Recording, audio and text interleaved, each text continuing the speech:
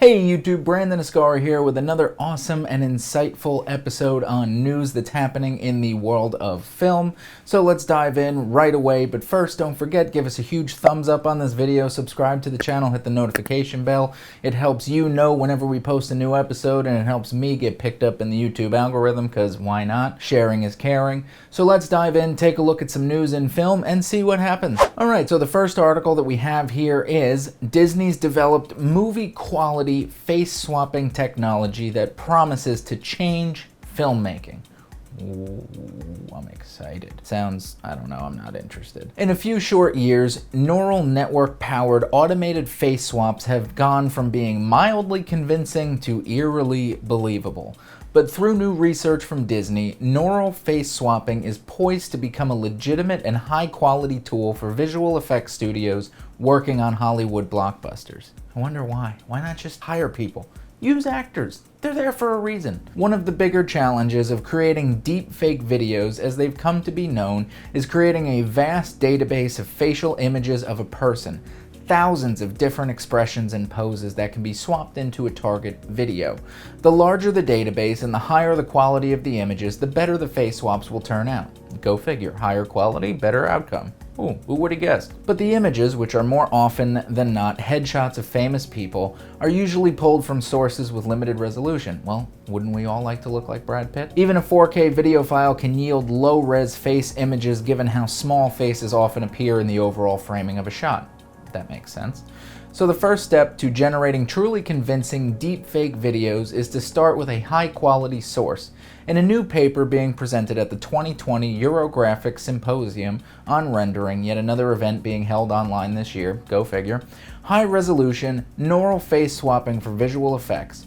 Researchers from ETH Zurich and Disney Research Studios detail several new innovations and approaches to automated face swaps that produce megapixel results with enough quality and resolution to be used for actual film production. Okay. The new algorithm created by the researchers starts by actually modifying the source or target video to make it easier for alternate faces to be swapped in. The motion in the source footage is subtly stabilized and smoothed to eliminate potential problems such as slightly quivering lip that could potentially throw off the automated swapping process in a later step. The researchers also improved several other steps along the way, including the blending of the new face onto the original through improved compositing techniques to better match the overall contrast. The algorithm even does a much better job of generating the in-between frames needed to create smooth results so that the new face doesn't appear to jump around when the altered footage is played back. Very interesting stuff. As much as I am, making fun of this as we're going through, this is some really cool technology. I think it's great that it exists. For me, I wouldn't want to use this in a real film. I think this is awesome for doing like realistic 3D, for doing cutscenes, anything that revolves around animation. I don't want to see this in a real movie that has real actors, and then all of a sudden you use, I don't know, a non-union actor and you swap a union actor's face onto it. Like, it's just, they're doing a movie, I heard, where they're bringing James Dean back from the dead to play a character in a movie. Why don't you just hire a new actor who's hungry, who's alive? Like, I just don't want to see our industry get automated away. Like, this technology's going in a way where it's, why do we even need actors anymore? Soon, why do you need a cinematographer? Why do you need a production designer? Why do you need a director when you could just CG I don't know. And it's great for certain things. Other things, I see this as an insult to the industry. Every day there seems to be a new use for machine learning that promises to streamline and accelerate a task that has typically taken a long time to complete, and ever since the first deepfake videos started hitting the internet, visual effects artists have seen the potential for the work they do. Face swaps are not uncommon in the film and TV industry. Oftentimes a stunt double will momentarily look at the camera, requiring extensive post-production to ensure, even for a brief moment, that the person on the screen looks exactly like who they're supposed to. Now, there are situations where I think that it's necessary. For instance, Fast and Furious, where Paul Walker passed away before completing the film. In that situation where you have an actor who you hired that completed, 80% of the movie, and the last 10% of the movie or 20% of the movie still needs to be shot, and they decided to use someone who had a similar build, or his brother or whatever it was, and they CG'd his face onto his brother so they could finish the movie. Of course, that's the better way to do it, and it should be there, and that's why I think this technology should exist.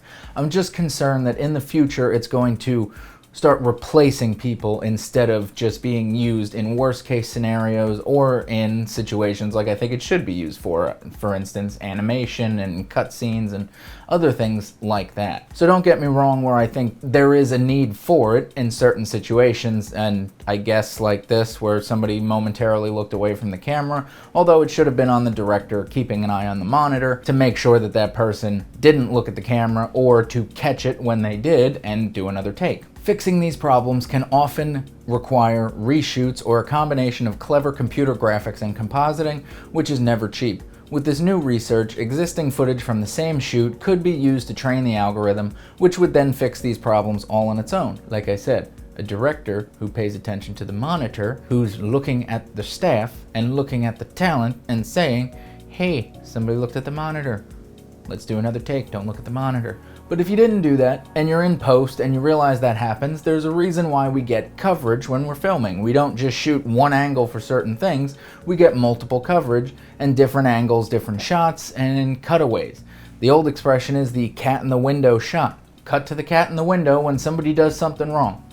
Here's a B-roll shot. Okay. That's another reason why you could fix it instead of spending tens of thousands of dollars in post trying to CG or graphic whatever you're gonna do to make it work. But while overworked visual effects artists and budget-conscious Hollywood producers might celebrate the new tool, it will also make it much harder to spot deepfake videos in the wild. It won't take long for the new approaches in this research to find their way into existing machine learning tools, at which point we can expect a new wave of deepfakes to flood the internet. And now there's a good chance we won't actually know they're fake. If I remember correctly, there was a film called Beowulf. It had Angelina Jolie and some other actors in it. And in that film, at the time, I think this was like 2007, 2008, something like that, everybody was saying how realistic this 3D looked. Like, from my understanding, the whole film is animated. And it looked so real that people were actually like afraid of how realistic this looked. And that's why they started switching the 3D animation to look more like a cartoon, because people were weirded out by it. Now, like I said, I think there's a place for this hyper-realistic stuff, and I really like it. But for me, it doesn't really fit my style unless there's some necessary reason to do it, like in the Paul Walker incident, or if you're doing something for a cutscene or whatever, anything that you could think to use it for that's not trying to make a movie that tricks you into thinking that it's real.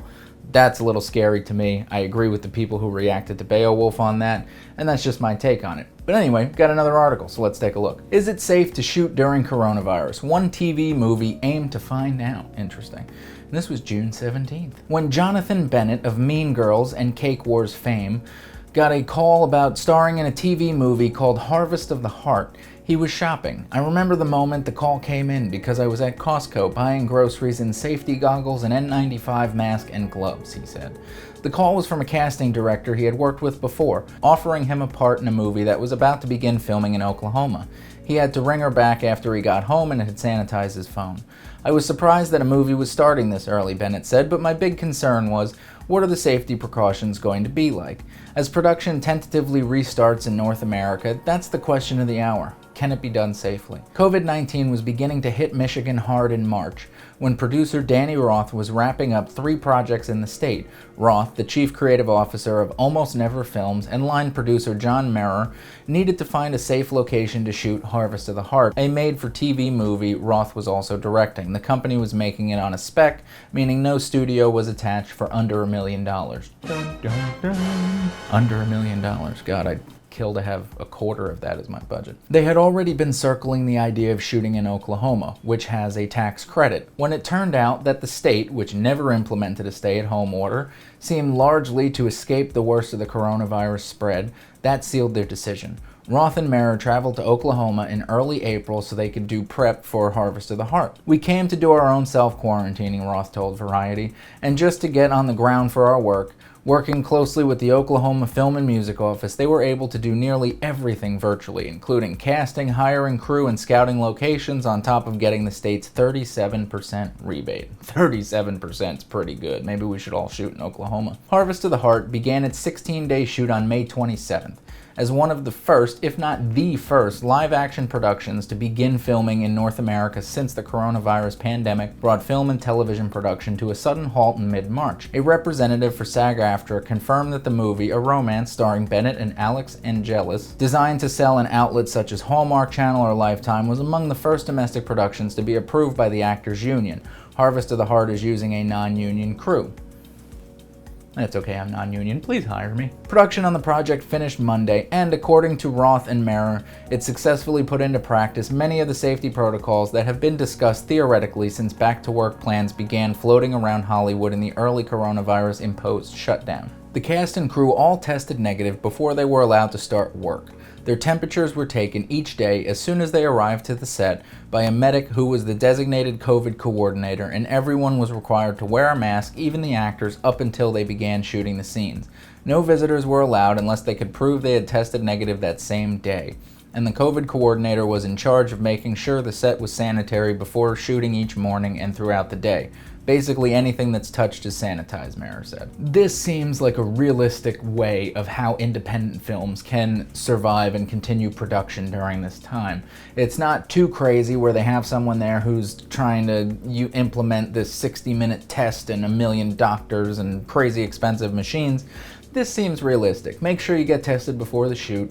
Go in, check the temperatures when you go in, make sure everything's sanitized, have everybody wear masks, stuff like that. That's totally doable. It's realistic and it's achievable. It's not have a $10 million machine, have a PhD doctor and whatever there to operate it, and have a set medic and a COVID specialist. That's all a bunch of crap. The cast and crew of Harvest of the Heart also signed declarations that they would be careful during the length of production and wouldn't break quarantine. We have strict offset protocols, Merer said. If things opened up, it would be really fun to go out and hit the clubs. But we made them sign papers saying that they wouldn't be going to restaurants, they wouldn't be going to areas with big gatherings, that they wouldn't go to the gym. The out-of-state actors and crew lived in Airbnbs. None of them wanted to live in hotels, Roth said.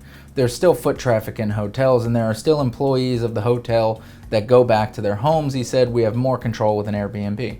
That's true, that actually makes sense. I literally haven't had contact with anyone except people we're working with. That's not necessarily a bad thing. When Harvest of the Heart was in prep, the entertainment industry white paper, the guidelines to start production, didn't exist yet, nor did any official production guidelines, because we were still trying to figure out what was going on. One of the things in the project's favor is that the production filmed primarily outside. The plot of Harvest of the Heart, written by Austin Highsmith, who also co-stars, is that a woman with a big job in the city goes back to the small town where she grew up in order to help her father sell his vineyard. Once home, she falls in love with the local guy, and then faces a choice those familiar with such projects likely know well. 90% of our movies outside in the vineyard. There's so much space and no one's on top of each other. Even then, Ross said, it wasn't easy to find crew. A lot of the crew didn't want to be the first ones back, he said, so we went through a long process. They want to work, but they're nervous. In the end, they ended up with a crew of 22, though we're usually closer to about 30 or so with these small movies, Merer said. The cast is 14 people, 6 of whom worked for only 1 or 2 days. So, in terms of what the production is, it's small, but that's a good thing. They saved some money so they could put it towards the sanitizing, the masks, stuff like that. They probably had to add an extra shooting day or two just because they didn't have the crew that they're used to shooting with, so it may take more time for setups. That's okay. Being in Oklahoma made a huge difference as well, according to Roth. I found it to be night and day from Michigan to Oklahoma when we traveled. John and I were barely leaving the house at all, and food was in short supply, and certainly PPE was in short supply. When we got here, paper towels, toilet paper, hand cleaner, all that stuff was plentiful. Plentiful here. Masks are like candy at the checkout corner. Anyone who lives in a more crowded city will know you couldn't find toilet paper, you couldn't find paper towels, you couldn't find anything. So that sounds exciting. It sounds like what it is now. Ooh. And insurance remains a stumbling block. The self-financed Harvest of the Heart was able to get insurance for everything except the possibility of someone getting coronavirus. That's a problem. A big exception. But even with that carve-out, at the time, the producers were buying insurance through a broker. Merer said he only found one insurance company that was writing new business, and so it was a little bit more pricey.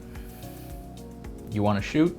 you gotta pay. I think everyone has been ready to safely get back to work, he continued, and this project is a baby step in that regard, and in that we were a small crew, small in cast, large in precautions. Bennett said it felt like the cast and crew had entered into a social contract in order to work. You're not just here showing up and being safe for you. You're being safe for the team that you're working with, he said. Of all the sets I've ever worked on, everyone just knows we're all in this together. And there's a sense of camaraderie and this definite sense of trust that you're putting in the people around you. It's different, Bennett added, and it's not normal, but it's 100% possible. I think that's a pretty good article in that it does show that it is possible. There's a lot of hurdles that come up when you're trying to do a production of any scale during this time. I've experienced it myself. Trying to get projects started, it's very difficult, but it is entirely possible, just depending on the scale, what you're trying to accomplish. I think right now it's really difficult to try and pull off larger scale, larger crew productions. I think it's really difficult. One tiny slip up from anybody could screw up the whole production, cost you thousands, tens of thousands, millions of dollars, whatever your scale is. And in that regard, we have to be careful. But most importantly, we have to take everyone's health into consideration. We have to do everything we can to make sure that we are safe. As far as I'm concerned, when it comes to COVID, restrictions and what you should be doing as far as precautions, I think what we can do on the really small indie scene is require testing, try and provide masks for your crew if they don't have one, sanitize everything, have hand sanitizer everywhere, some inexpensive things, have one of those infrared thermometers. You can pick them up on Amazon for 25 bucks, check everybody's temperature before you go into the location, send them home if they have a temperature that's too high, just to make sure that you're doing everything you can to keep everyone safe. Well, that's it for the news this week. As always, if you have any questions, don't forget to leave a comment down below. Give us a big thumbs up on the video if you like what you're seeing and you want us to continue going down this road with news that we can bring to you. We want to be your one source for all things filmmaking, from knowledge to news and what's going on in the world and how you can do things in the world. So otherwise, don't forget to subscribe to the channel, hit that notification bell so you know when our new episodes Mondays and Wednesdays are airing and you could be the first to see them. But in the meantime, I will see ya!